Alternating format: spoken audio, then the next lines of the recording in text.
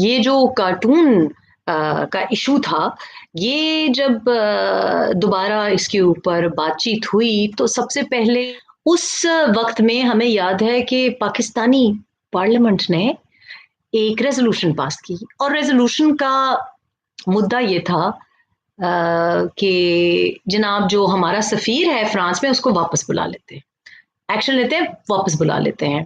Conveniently वहाँ पे सफ़ीर था ही नहीं हमारा। तो बड़े यानी कि अखबार भी वो उठाते हैं जो कि एक्चुअली फेक न्यूज़ छाप रहा होता है। उसके बाद सफ़ीर भी वो बुलाना चाहते हैं जो कि वहाँ पे होता ही नहीं। उसके बाद जनाब फ़ास्ट फॉरवर्ड जब ये मसला खड़ा हुआ तो मुझे नहीं पता कि मौलाना साहब वहाँ पे थे या एहसन इकबाल साहब थे या सिराजुल हक साहब थे या रेहाम खान थी, पता नहीं किसने मुआहिदा किया। तो टीएलवाईपी के साथ जब ये मुआहिदा हुआ जो कि जिसमें लिखत पढ़त हुई, वो किसने किया? किसने उनसे वादा किया? किसने उनको कहा कि जनाब जो फ्रेंच एम्बेसडर जो फ्रांस का सफ़ीर है, उसको हम वापस भेजने की बात पार्लियामेंट में डिस्कस करेंगे, आप बेगम हो जाएं। आपका अपना बंदा बैठा है। आफ्टर ऑल रियासत मदीना है, गम ही ना करो जी, हम हैं। तो ये मुआहिदा किसने किया था? अच्छा जी, उसके बाद मुआहिदा हो गया, तो मुआहिदे की डेट ये थी कि 20 अप्रैल यानी कल की डेडलाइन थी कि उससे पहले आपने पार्लियामेंट में ये डिस्कस करना था। तो किसने पार्लियामेंट में आपको रोका? किसने आपको डिस्कस करने से रोका? मरीम नवाज पार्लियामेंट में है, उन्होंने रोका। किसने रोका आपको कि पार्लियामेंट में ये बात ना की जाए? उसके बाद पिछले मंडे को मुझे तो नहीं याद पड़ता कि मैंने फ़ोन किया हो कि देखें जी, ऐसा करें ज़रा ये जो है ना बच्चा साद रिज़वी इसको ज़रा फाड़ लो, इसको अरेस्ट कर दो। ज़बरदस्त जी।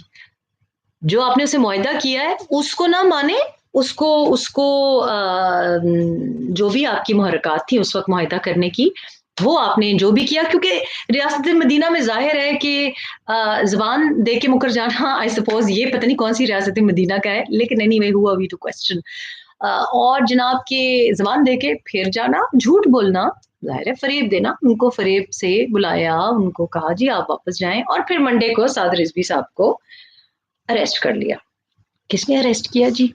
हमने तो अरेस्ट नहीं किया। हुकूमत किसकी है? नवाज़ शरीफ की हुकूमत है।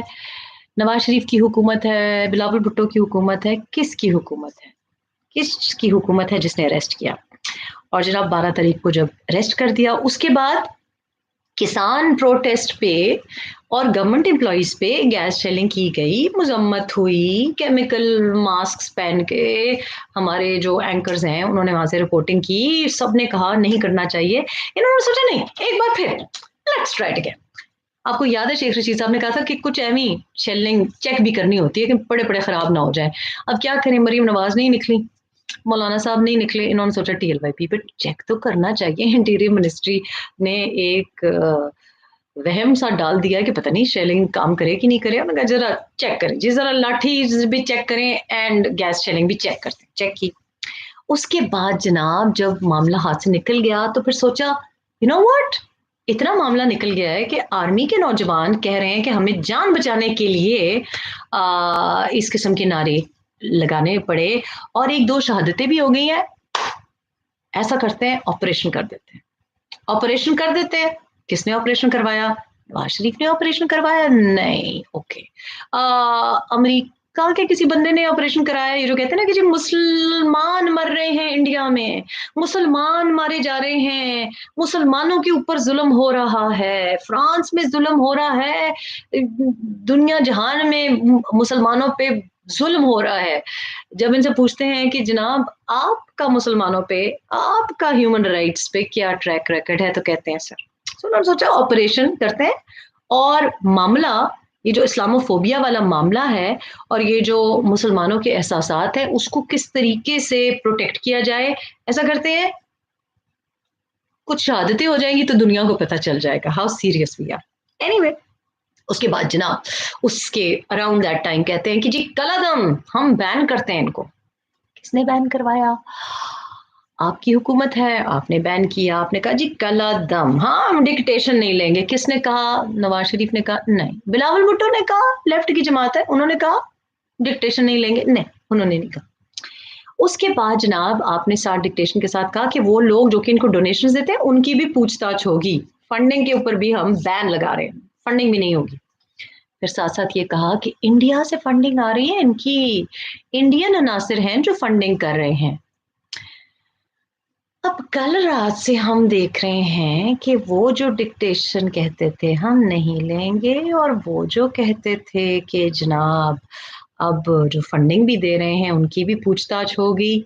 तो जनाब एक तो शख्स जो हैं उनको इसी बहाने अल्लाह पाक की ज़ात बार-बार याद आई। कोई मैंने वीडियो देखा है तो माशाअल्लाह काफ़ी दफ़ा उनको खुदा याद आया उस वीडियो में, आप देख लीजिए।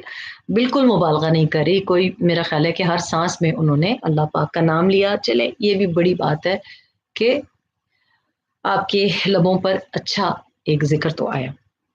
लेकिन जनाब दूसरे भी कह रहे हैं डिक्टेशन नहीं लेंगे, उनकी भी ट्वीट हमने देखी है कि हम मुज़ाकरात कर रहे हैं कल-अदम तंज़ीम से। Dialogue with the band. वाह! वाह! क्या ज़बरदस्त बात है कि इंडियन फंडिंग है, दहशतगर्द है और उनके साथ आप मुज़ाकरात करें, और ये मुज़ाकरात जनाब आज शाम तक जारी रहेंगे।